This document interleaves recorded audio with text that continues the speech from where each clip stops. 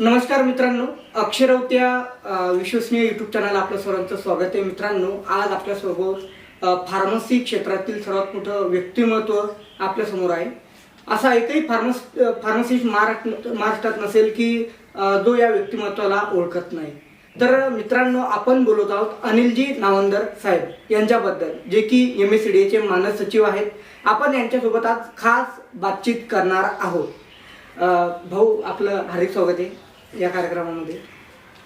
यामध्ये एकच आहे भाऊ की आपण फार्मसी क्षेत्राकडे कसं बघत आहात सध्या? बघा, हे क्षेत्र असं आहे की भारत देशामध्ये अजूनही जे काही आजार आणि औषधी खाण्याचं प्रमाण आणि येणारा काळ, याच्यामध्ये हे फार्मसी क्षेत्र ग्रो होणारं क्षेत्र आहे. कारण 135 कोटी जनता आणि 1,35,000 कोटीचा डोमेस्टिक व्यवसाय. याचा अर्थ आजही भारतीय माणूस फक्त प्रतिवार्षिक 1,000 रुपयाचं औषध खातो. परंतु आजार आणि याचं प्रमाण लक्षात घेता आजही अनेक भारतीय हे औषधीपासून वंचित असल्याचा माझा मानस आहे. त्यामुळे क्षेत्राकडे बघण्याचा प्रश्नच नाही. आणि हेल्थ रिलेटेड अनेक कारणांमुळे, मग ते खाणं प्रदूषण काय असेल, ज्या काही आपल्या हॅबिट्स असतील आणि स्ट्रेस, वाढलेला स्ट्रेस असेल, यामुळे येणाऱ्या काळामध्ये औषधांची गरज, मग ती फक्त आजारपणामुळे असेल किंवा प्रोटेक्टिव्ह असेल, ही वाढणारच आहे. बरोबर, अगदी बरोबर. भाऊ, आपण संघटनेमध्ये केव्हा आलात आणि कशा प्रकारे सुरुवात झाली, नेमकी काय सांगायचं आपण? मी 6 फेब्रुवारी 1980 रोजी खामगावमध्ये खामगाव मेडिकल या नावाने व्यवसाय सुरू केला. माझ्या घरामध्ये 1964 पासून, मी मूळचा नाशिक जिल्ह्याच्या सिन्नर येथील आहे. सिन्नरला आजही सिन्नर मेडिकल स्टोअर, ज्याची स्थापना सन 1964 मध्ये झालेली आहे. माझं कर्मक्षेत्र कदाचित विदर्भ असेल आणि खामगाव असेल, म्हणून मला खामगावात यावं लागलं. बरोबर. आणि मी इथे स्थायिक झालो. बरोबर. आणि 6 फेब्रुवारी 1980ला खामगाव मेडिकल नावाने इथे मेडिकलची सुरुवात केली. मग एकंदरीत जे काही चित्र त्यावेळी होतं, आणि आधीपासून जसं एक सामाजिक या कामाची आवड होती, तर मी 1983 मध्येच माननीय स्वर्गीय बाबासाहेब फजपूरकर यांच्या नेतृत्वात जिल्हा कार्यकारिणीमध्ये सदस्य म्हणून कार्यरत झालो. मग 83ला जिल्हा कार्यकारिणी सदस्य, 85ला बुलढाणा जिल्ह्याचा ट्रेझरर, 87ला मी झालो बुलढाणा जिल्ह्याचा सचिव, आणि 89 मध्ये मला तत्कालीन जे अध्यक्ष होते संघटनेचे, किशोरबाई शाह, यांनी डायरेक्ट महाराष्ट्रावर घेतलं. आणि 1989 पासून मी महाराष्ट्राचा संघटन सचिव म्हणून महाराष्ट्राच्या याच्यात आलो. तेव्हापासून आजपर्यंत मी महाराष्ट्राच्या याच्यात आहे. आणि मागच्या 8 टर्म, म्हणजे सन 2000 पासून आजपर्यंत सलग 22 वर्ष मी आणि आप्पासाहेब अध्यक्ष आणि सचिव म्हणून काम करतो. नाही, एकंदरीत प्रवास खूप खडतर आला तुमचा, हा नक्कीच म्हणावं लागेल. कारण 0 पासून स्टार्ट केलं, हे नक्कीच म्हणावं लागेल. भाऊ, आणखी एक आहे की आपण बघत असाल, कोरोनाच्या काळामध्ये ज्या ठिकाणी कोणीही बाहेर पडत नव्हतं, त्या ठिकाणी पोलीस, डॉक्टर, नर्स आणि फार्मसिस्टच होता, जो की 24 आवर त्यांनी ड्युटी निभावली. त्यामध्ये महाराष्ट्र सरकारने डॉक्टर असेल, फार्मसिस्ट त्यामधून वगळला, नर्स आणि पोलीस यांचा सत्कार केला. मात्र फार्मसिस्ट बंधूंना त्यामधून वगळलं. तर एक वेगळी मोहीम आपण फार्मसिस्ट बंधूंसाठी राबवली, ती म्हणजे की कोरोना योद्धांचा सन्मान, फार्मसिस्ट बंधूंचा सन्मान. याबाबत काय सांगाल? बघा, आपल्या देशामध्ये व्यापाऱ्याकडे बघण्याचा जो दृष्टिकोन आहे सरकारचा, तो चोर नफेखोर असा आहे.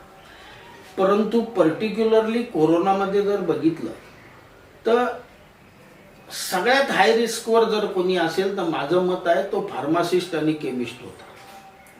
कारण त्याचा पेशंटच्या डायरेक्ट पेशंट किंवा नातेवाईकाशी संबंध येत होता आणि तो इन्फेक्टेड असण्याची शक्यता फार मोठी होती. अशा याच्यामध्ये महाराष्ट्रातच नाही, देशाच्या कानाकोपऱ्यामध्ये आमच्या औषध विक्रेत्यांनी दुकानं बंद ठेवून पळाले नाही. अनेक ठिकाणी डॉक्टर्सनी क्लिनिक बंद ठेवले.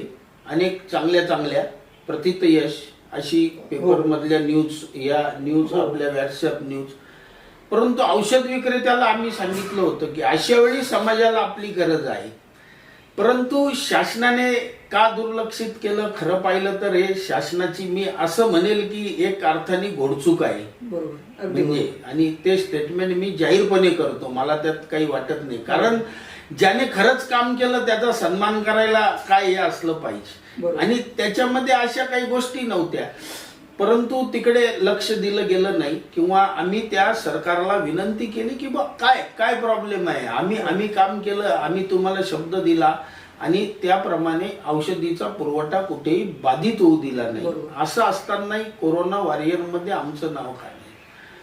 परंतु मी सांगितली तीच परिस्थिती आहे की व्यापाऱ्याकडे बघण्याची जी मानसिकता आजही आहे.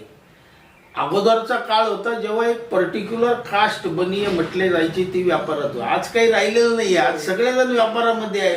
मग आता बनियगिरीचा विषय कुठे राहिला? बरोबर. मग सरकारचा दृष्टिकोन का बदलत नाही? बरोबर. म्हणजे बदलला पाहिजे सरकारने कुठेतरी, आणि सेवेचं मूल्यांकन सुद्धा केलं पाहिजे अशी आजही आमची भावना आहे. परंतु ती न झाल्यामुळे मी असा निर्णय घेतला की शेवटी आपला माणूस ज्याने ते केलं त्याचं कुठेतरी आपण आपल्या घरात कोणी डॉक्टर झालं हे झालं तर आपण घरामध्ये सगळ्यांना कौतुक करतो. काही लोक आपल्या मित्र परिवार नातेवाईकांना बोलवतो, एखादं छोटेखानी कार्यक्रम करतो आणि त्याला एक हे देतो, आत्मबल ज्याला म्हणू किंवा प्रोत्साहन म्हणू की बा तू हे अचीव केलंस.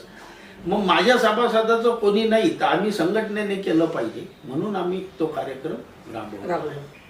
ती बरोबर भाऊ, आपण जे बोलला की फार्मसिस्ट बंधूंचा हा सन्मान झालाच पाहिजे. बिकॉज मध्ये रेमडेसिवीर इंजेक्शनची कमतरता खूप जास्त प्रमाणात भासली आणि संपूर्ण एक फार्मसिस्टच होता की पेशंटपर्यंत जे इंजेक्शन आहे ते पोहोचवण्याचं काम फार्मसिस्टनेच केलं. परंतु शासनाने याकडे कानाडोळा केला, हे मात्र एक चुकीचंच म्हणावं लागेल आपल्याला.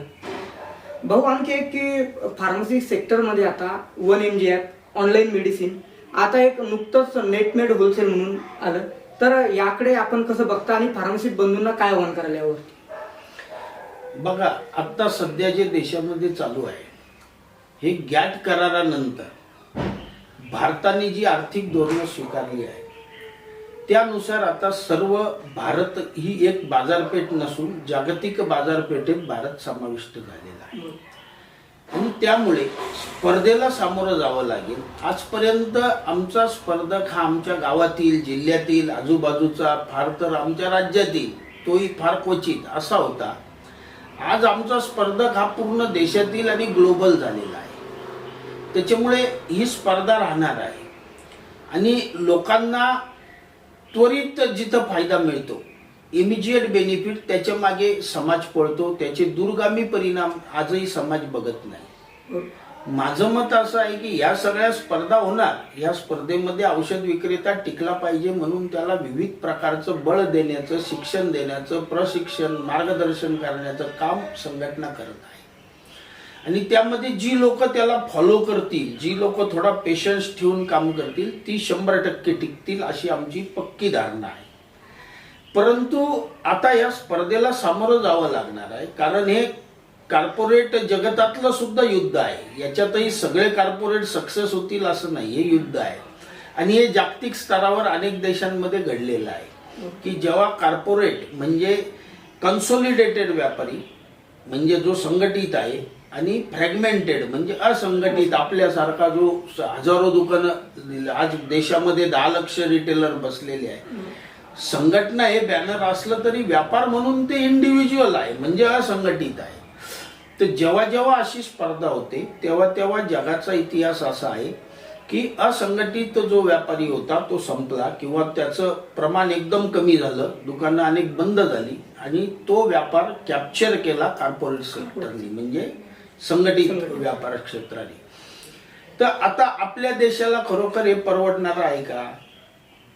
मी कायम सरकारला म्हणतो की FDI हे सगळं बरोबर, परंतु उद्या 10 लाख परिवार आणि त्यावर त्यांच्याकडे काम करणारी अजून 30-40 लाख लोक म्हणजे 50 लाख लोक गुणीला 5 पकडले, 4 पकडले तरी 2 ते 3 कोटी लोक या व्यवसायाच्या रोजगारावरती अवलंबून आहे, त्यांचे परिवार अवलंबून आहे.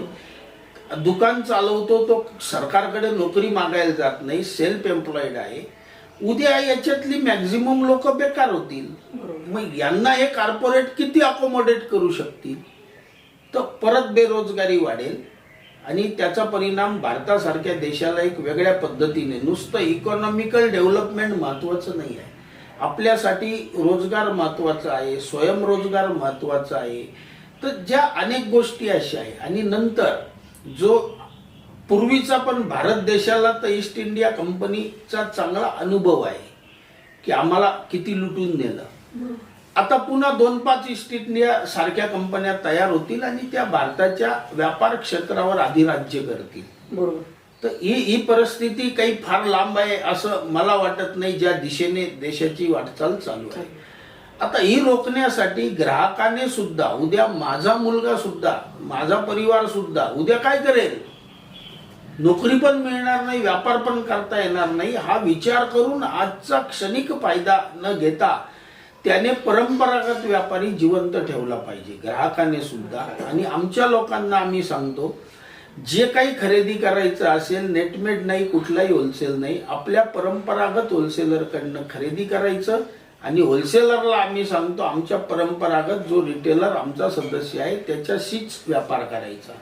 त्याचं कारण स्पष्ट आहे, आमचं काही स्पर्धेला हे नाही, पण ज्या पद्धतीने याचा एंड आम्हाला दिसतो किंवा जो झालेला आहे, जो इतिहास आहे, असं नाही की आम्ही म्हणतो म्हणून, तर त्याचा जो अनुभव घेता उद्या हेच नेटमेडवाले आज दुकानवर जाऊन जाऊन मालाबद्दल बोलता, हेच उद्या दुकानं थाटून त्याला म्हणतील पैसे घेऊन काउंटरवर ये, तुला पाहिजे तर माल नाही. ही परिस्थिती येऊ शकते. हे जर दिवस बघायचे नसतील तर आम्ही सभासदांना सांगतो की तुम्हाला आज क्षणिक फायद्याच्या मागे न लागता तुमचं या व्यवसायातील आयुष्य किंवा भविष्य ते सुरक्षित करा. एकंदरीत आपण म्हणू शकतो की जसं फॉर एक्झाम्पल जिओने जसं केलं की अगोदर थोडंसं फ्री मध्ये दिलं आणि नंतर आम्ही जसं म्हणू तसंच त्या फ्री दिलं. 399 रुपयात 84 दिवस, 399 चे सरळ 555 झाले, 555 चे 666 झाले. बरोबर. आज आम्हाला ती कॉस्ट डबल पैसे देऊन राहिलो आम्ही, कारण ऍडिक्ट झालो. बरोबर. आम्हाला सवय लागली. हीच पद्धती कॉर्पोरेट, त्यांची चूक आहे असं नाही. कॉर्पोरेट क्षेत्र व्यापारी क्षेत्र आहे, त्याचं कामच ते आहे की लोकांना हे करून, त्यांना अट्रॅक्ट करून, त्यांच्याकडून हे करून आज त्यांची ताकद आहे की ते लॉस सुद्धा करू शकता, इन्व्हेस्ट सुद्धा करू शकता. आज जे सगळं डिस्काउंट चालू आहे हे काय आहे? कॅपिटल बर्न करून व्यापारावर अधिराज्य गाजवण्याचं काम चालू आहे, त्याला कॅप्चर करण्याचं. आज एक छोटा व्यापारी त्याचं घर चालवेल की नुकसान करेल? त्याला शक्य नाही आहे 20% 25% डिस्काउंट देणं. त्याला 20% तर नफा आहे सगळ्या व्यापारामध्ये रिटेलरला, त्याच्यातून तो 20% आणि 25% देईल कुठून? पण लोकांना असं वाटतं फार नफा आहे आणि त्याचा एक समज असा केला जातो. परंतु ही लोक त्याच्यामध्ये, आणि यांच्या सगळ्यांच्या बॅलन्स शीट तपासल्या, नेटवर जाऊन जरी तपासल्या तर तुम्हाला दिसेल की हे लोक हजारो करोडने लॉस मध्ये आहे. परंतु यांना फॉरेन फंडिंग येते. आत्ताच एक चर्चेमध्ये मुद्दा आहे ती शिपिंग यार्ड, कुठली कंपनी 22,000 करोड रुपये, 1,000 करोड रुपयाचा घोटाळा. मग असे घोटाळे याच्यातूनच बाहेर येतात ना की ते कंपन्यात प्रयोग करतात बँकांच्या पैशावर, समाजाच्या तुमच्या आमच्या पैशावर, आणि उद्या नाही जमलं तर पैसा गेला कोणाचा ते तर गब्बर होऊन बाहेर पडतात. ही आजची स्थिती आहे आणि असं अनेक कंपन्यांच्या बाबतीत सिद्ध झालेलं आहे. बरोबर, अगदी बरोबर. भाऊ, या पूर्ण प्रकरणावरून एक कळते की एका साईडला कॉलेजेस खूप जास्त ओपन होते. कॉलेजेस ज्या ठिकाणी अगोदर बुलढाण्यासारख्या ठिकाणी 2-3 कॉलेज होते, त्या ठिकाणी आता 12 ते 13 कॉलेजेस रिओपन झाली. तर विद्यार्थी खूप जास्त प्रमाणात बाहेर पडते. एकंदरीत फार्मिंग क्षेत्रामध्ये कॉर्पोरेट सेक्टर हस्तक्षेप करत आहे. तर यामधून बेरोजगारी तर फार्मसी क्षेत्रावरती निर्माण होत नाहीये. आपण काय मत मांडाल त्यावर? बघा, फार्मसी क्षेत्र हे फार मोठं विस्तृत क्षेत्र. हे औषध दुकानदारापुरतं सीमित नाही. त्या औषध दुकानदार हा त्यातला एक भाग आहे. परंतु अन्य अनेक सेक्टर आहे. रिसर्च पासून, उत्पादनापासून, अकॅडमिक पासून अनेक क्षेत्रांमध्ये फार्मासिस्ट काम करू शकतो. मग सेल्स, मार्केटिंग, म्हणजे दुकान टाकणं हा एकच पर्याय त्याच्या समोर नाही आहे. आणि फार्मसी कॉलेजेसची संख्या जी वाढते आहे आणि त्याचा जर तुम्ही नीट अभ्यास केला, माझा जो अभ्यास आहे की जवळपास 40% महिला फार्मासिस्ट आहेत. बरोबर. आज लेडीजला काय वाटतं की किंवा परिवाराला काय वाटतं की इझी शिक्षण आहे, 2-2.5 वर्षात पूर्ण होतं, एक डिप्लोमा मिळतो, फार्मसीचा डिप्लोमा आहे, उद्या आयुष्यात कधीही काम पडलं तर एखाद्या दुकानावर कुठेतरी जॉब केला तरी एक 8-10-12 हजार रुपये सिक्युअर्ड होतात महिन्याचे, आणि माझ्याकडे एक एज्युकेशन पण राहतं, किंवा मी दुकान टाकू शकते. बरोबर आहे. तर एक सिक्युरिटी म्हणून त्या शिक्षणाकडे महिला जास्त बघतात. त्यामुळे इतक्यात महिलांचं प्रमाण 50% पेक्षा जास्त, ही 40 संख्या आली. त्याचं कारण अगोदर मुलं जास्त शिकायची, मुलींचं प्रमाण कमी होतं, ते आता वाढत वाढत आणि ओव्हर टोटल संख्येच्या कौन्सिलच्या 40% गेलं. आता कॉलेज का वाढतात, तर कॉलेज हा पण आज व्यापार झालेला आहे. शिक्षण आज व्यापार आहे. शिक्षणाबद्दल आता माझं स्पष्ट मत आहे की त्याचं पण व्यापारीकरण झालेलं आहे. आणि जिथं डिमांड दिसेल, जिथे ऍडमिशन मिळू शकतात ते कॉलेज मी खोलेल. माझा जर व्यवसाय असेल, मी त्या क्षेत्रात असेल आणि विद्यार्थी मिळून राहिले म्हणून लोक ते कॉलेजेस खोलतात, त्याचं प्रमाण वाढून राहिलं. अगदी बरोबर भाऊ, आपण जे बोललात की शिक्षणाचं व्यापारीकरण हे नक्की झालेलं आहे आणि फार्मसी विभागाकडे, फार्मसी अभ्यासक्रमाकडे सुद्धा विद्यार्थी खूप जास्त वळत आहे. कल एकंदरीत जास्तीत जास्त वाढलेला आहे. भाऊ, एक आणखी प्रश्न की सध्या PCI इलेक्शन आता नुकतंच, MSPC जे इलेक्शन नुकतेच शेड्यूल झालेले आहे, तर आपल्या संघटनेची नेमकी काय रणनीती राहणार आहे? नाही, आम्ही कौन्सिल 1948 ला स्थापन झाली. फार्मसी ऍक्ट 48 आहे. त्यानंतर कौन्सिल स्थापन झाली. त्यानंतर त्याच्यावरती आधीपासून एक लोक नॉमिनेट व्हायची आणि 6 लोक निवडून येतात, 5 लोक सरकार नॉमिनेट करते, अशी एक बॉडी बनायची. कौन्सिलमध्ये अगोदर इलेक्शन न होता लोक येऊन जायची आणि त्याप्रमाणे तिथे चालत होती. परंतु आम्ही एकंदर बघितलं की आपण फार्मसी क्षेत्रामध्ये एक आपली पण काही जबाबदारी आहे फार्मासिस्ट म्हणून. आणि मग 1997 ला संस्थेने त्याच्यामध्ये भाग घेतला. सरकारच्या 95 पासून आम्ही मागे लागलो की कौन्सिलच्या निवडणुका लावा. मग त्या निवडणुका लागल्यावर आम्ही त्यामध्ये सहभाग घेतला. आणि सहभाग घेतल्यानंतर त्याच्यामध्ये MSCDA, Maharashtra state chemist and druggist असोसिएशनने आपलं पॅनल उभं केलं. पहिल्याच इलेक्शनच्या पॅनलमध्ये सुरेश पाटील होते नाशिकहून, मी होतो अमरावती झोन म्हणजे विदर्भ झोनमधून, आणि आम्ही दोघे त्यावेळी कौन्सिलचे चेअरमन, व्हाईस चेअरमन, अध्यक्ष, उपाध्यक्ष असं होतो. आणि बाकी आमची 4 लोक, अशी 6 लोकांची टीम आमची होती. मग ते झाल्यावर पुन्हा दुसरी निवडणूक, तिसरी निवडणूक झाली आणि ही 4थी निवडणूक आहे. तर त्या 3 निवडणुकांमध्ये संस्थेने आपलं पॅनल उभं केलं आणि 3 निवडणुका जवळपास 80-20, तसं तर 90-10 म्हटलं तरी चालेल, कारण एखादा उमेदवार 20 वर होता, बाकी तर 5% पण नव्हतं. तर तसं 80-20+ आम्ही त्या सगळ्या निवडणुकांमध्ये यश संपादन केलं. खूप मोठं यश. मग नुसतं यश केलं का संपादन, की ताकदीच्या बळावर निवडणुका जिंकल्या? कौन्सिलमध्ये काय केलं, तर ज्या कौन्सिलची स्थिती 1985च्या आसपास पर्यंत अशी होती की ती फोर्टमध्ये एका बिल्डिंग मध्ये होती, ज्याच्या जिन्यावरून तुम्ही जर रजिस्ट्रेशनला चालले तर भीती वाटायची कधी खाली पडेल, अशा इमारतीमध्ये कौन्सिल होती. त्यानंतर सरकारने मुलुंड येथे तिला शिफ्ट केलं आणि ESIS हॉस्पिटलच्या कॅम्पसमध्ये एक जागा दिली. ती जागा दिल्यावर तिथे ते काम चालायचं.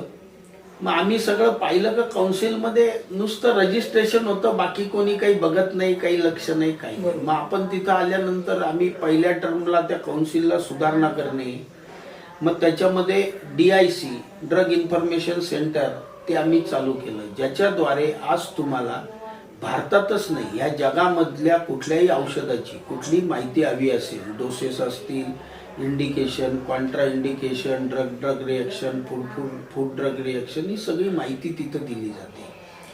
ते सेंटर उभं केलं, ते अद्ययावत केलं. नंतर त्याच्यामध्ये मग एज्युकेशन आम्ही सुरू केलं. मग एज्युकेशन सेगमेंटमध्ये आम्ही PCC कोर्स डिझाईन केले वेगवेगळ्या पद्धतीचे. त्याच्यामध्ये 6 दिवसाचा कोर्स सेट केला की ज्याच्यामध्ये सुरुवातीपासून की आम्ही दुकानात एंट्री कशी केली पाहिजे, बरोबर. आम्ही कसं राहिलं पाहिजे, तर अशी अनेक कामं. त्यानंतर कौन्सिल जी फक्त शासनाच्या पैशावर चालत होती, त्या कौन्सिलला आम्ही म्हणजे हे केलं की आता ती स्वावलंबी झाली, शासनाचा पैसा लागत नाही, कारण ही क्वासी गव्हर्नमेंट बॉडी आहे. बरोबर. आता मी व्हॉट्सअपवर अनेक वेळा बघतो की अनेक असे मेसेजेस येतात, आमच्या समोर एक पॅनल येतात हो. आणि ते काहीतरी त्याच्यावर लिहितात शेड्यूल की असं झालं पाहिजे. अरे कौन्सिलची तुम्हाला पहिले तर तुम्हाला फार्मसी ऍक्ट काय आहे, कौन्सिल काय आहे, कौन्सिलच्या मर्यादा काय आहे. उद्या राज्य सरकार मी इन्कम टॅक्स कमी करून दिला असं आणू शकते का, नाही. कारण त्याच्या अखत्यारीत नाही, ते बरोबर. केंद्र सरकारचा हो. विषय आहे. तर तसं तुम्हाला पहिले तर बेसिक नॉलेजच नाही की कौन्सिलचे अधिकार किती आहे, बरोबर. कौन्सिलनी काय करता येऊ शकतं, कौन्सिल मधनं आम्ही काय करू शकतो. प्रत्येक गोष्टीसाठी तो तिथे पैसा आम्ही निर्माण केला, आम्ही उभा केला, आम्ही त्याचं सगळं काही केलं, तरी सुद्धा तो खर्च करताना शासनाची परवानगी लागते. बरोबर. असं आमच्या मनात आलं कोर्सेस देऊन टाकू, फ्री सॉफ्टवेअर देऊन टाकू, कमी पैशात देऊ, असं काही होत नाही. बरोबर. तिथं त्याला ते डिझाईन केल्यावर पहिलं तर आम्हाला त्याचे ठराव घ्या, हे करा, मग शासनाला आणि शासन असं काही पैशाची उधळपट्टी करायला परवानगी देत नाही. बरोबर. त्याच्यामुळे बऱ्याच वेळा असं की काहीतरी लिहायचं आणि लोक मिसगाईड होतात. मेन पॉइंट आहे, बरोबर. आम्ही कौन्सिल कडनं जे काही करता येणं शक्य आहे ते सगळं केलं. खऱ्या अर्थाने कौन्सिलची जबाबदारी आहे रजिस्ट्रेशन करणे आणि त्याला प्रशिक्षित करणे, हे काम आम्ही करतो. नंतर आता जवळपास मला वाटतं अंदाजे 15 करोडच्या आसपासची स्वतःची जागा, अतिशय भव्य अशी जागा, आत्ताचं जे ESIS हॉस्पिटल कौन्सिलचं त्याच्या समोर एक R स्क्वेअर बिल्डिंग मध्ये स्वतःची जागा कौन्सिलने घेतली आणि आता कौन्सिल 100% स्वावलंबी झालेली आहे, स्वतःच्या जागेमध्ये गेलेली आहे. आणि त्या इन्फ्रास्ट्रक्चरच्या माध्यमातून आम्ही ऑनलाईन एज्युकेशन सुद्धा आता सुरू करत आहोत. ऑनलाईन रजिस्ट्रेशन ऑलरेडी सुरू झालेलं आहे. ऑनलाईन तुम्हाला कौन्सिलची कामं जी काही असतील ती सगळी ऑनलाईन करता येतात. कधी कधी फिजिकल अटेंडन्स याच्यासाठी लागतो की टू व्हेरीफाय द आयडेंटिटी. बऱ्याच वेळा असे अनुभव कौन्सिलला येतात की तो फॉरेनला चालला गेला, इथं नाहीच भारतात, तरी त्याचं ऑनलाईन सगळं केलं गेलं. आता ते टॅली होत नाही.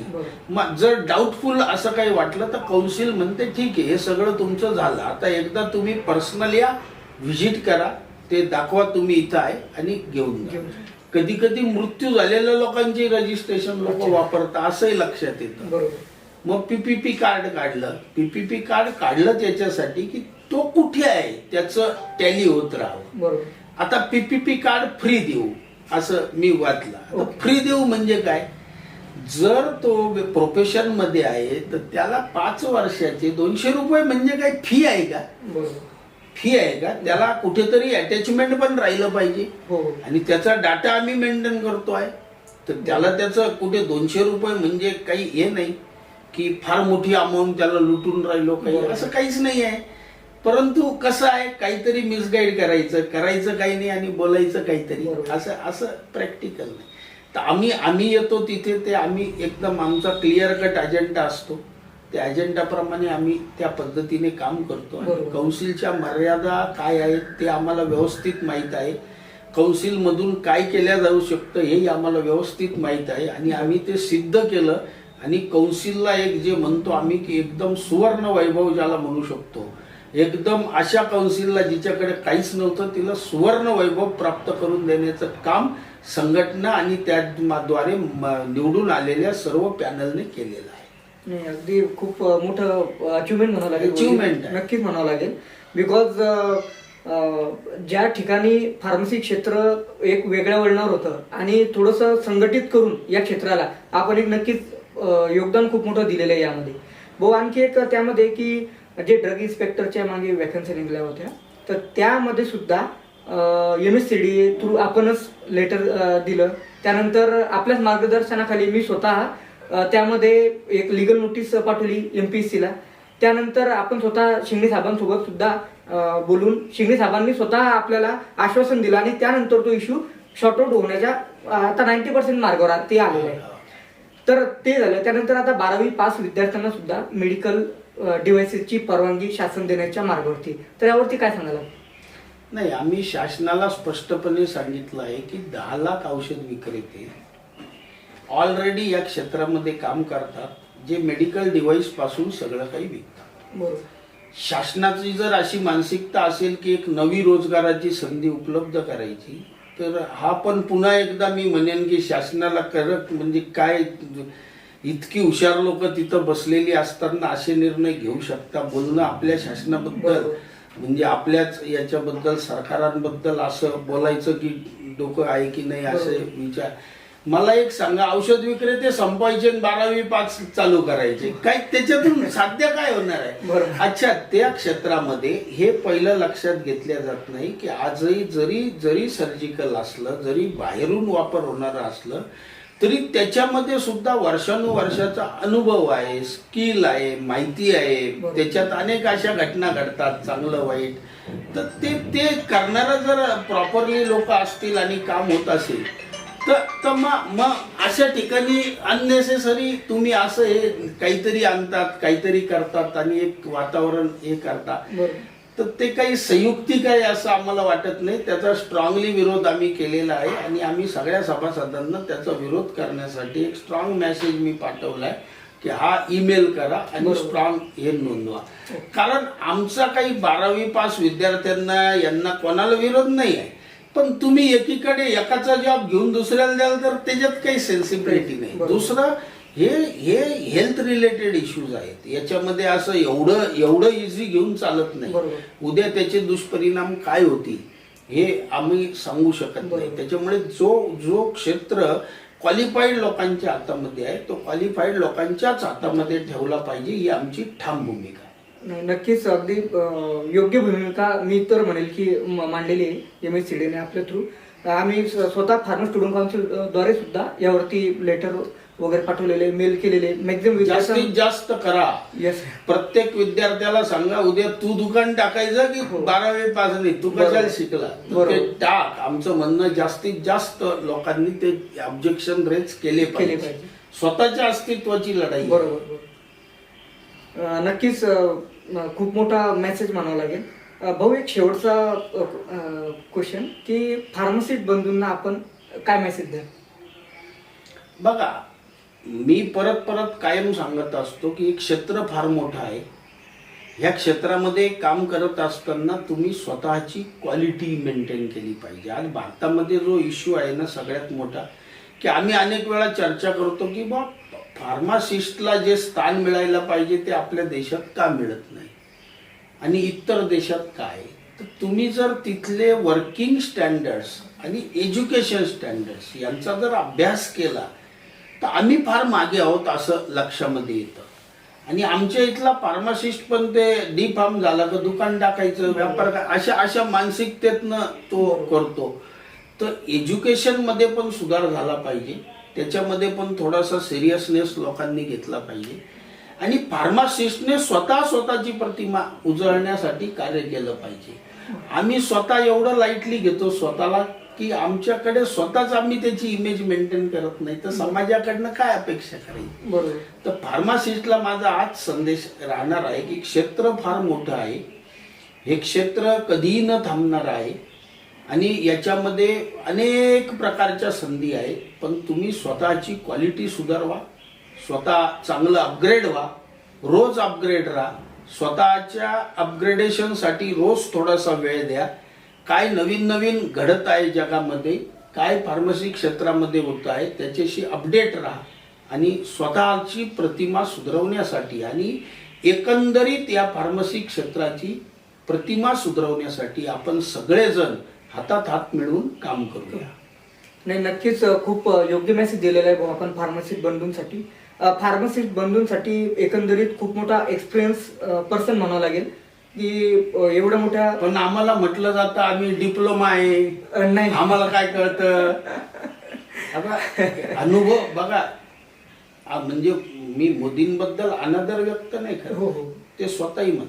एक चायवाला देशाचा पंतप्रधान होऊ शकतो, हा त्याच्या क्वालिटी, त्याच्याकडे असलेल्या कुठलीही प्रतिभा असो, ती ताकद आहे तिथं पोहोचायची. बरोबर, अगदी बरोबर. तर याचा अर्थ असा नाही देश चालवताय 8 वर्ष झाली. हो.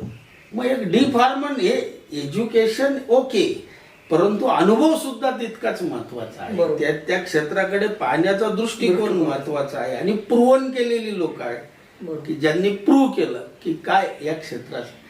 तर असे काहीतरी आमच्यावरती आरोप होतात चिल्लर, आम्ही लक्ष देत नाही, पण एक तू बोलला म्हणून मी सांगितलं. हो नाही नक्कीच भाऊ, खूप मोठं योगदान नक्कीच भाऊंचं आहे फार्मसी क्षेत्रामध्ये. एक असंघटित जे क्षेत्र होतं ते संघटित केलं आणि त्याला एक वेगळ्या दिशेने, वेगळ्या प्रभावाने नक्कीच भाऊ आपल्याला मार्गदर्शन करत राहणार आहे. आणि या व्हिडिओच्या माध्यमातून एक छोटासा आपण इंटरव्ह्यू भाऊचा घेतलेला आहे.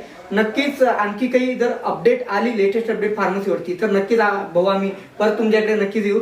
तर विद्यार्थी मित्रांनो, असा हा महत्त्वपूर्ण व्हिडिओ होता फार्मसीच्या विद्यार्थ्यांसाठी, त्यानंतर फार्मसिस्ट केमिस्ट बंधूंसाठी सुद्धा खूप उपयुक्त असा हा व्हिडिओ आहे. नक्कीच मित्रांनो, यामधून काहीतरी बोध घ्या आणि फार्मसी क्षेत्रावर आपण कसं उंचीवरती घेऊन जाऊ यावरती नक्कीच प्रयत्न करा आणि संघटित राहा. एकच या व्हिडिओच्या माध्यमातून सांगू इच्छितो. एक विनंती शेवटी करून जातो. येणाऱ्या महाराष्ट्र स्टेट फार्मसी काउन्सिलमध्ये MSCDAचं जे पॅनल येणार आहे ते खरोखर या क्षेत्राचं भवितव्य आणि आपला दर्जा सुधारवण्यासाठी काम करणारं सिद्ध झालेलं, सिद्धयुक्त असं पॅनल राहणार आहे, ज्याने खरोखर संघटनेच्या माध्यमातून या अगोदरही 25 वर्ष लगातार सेवा देत आहेत.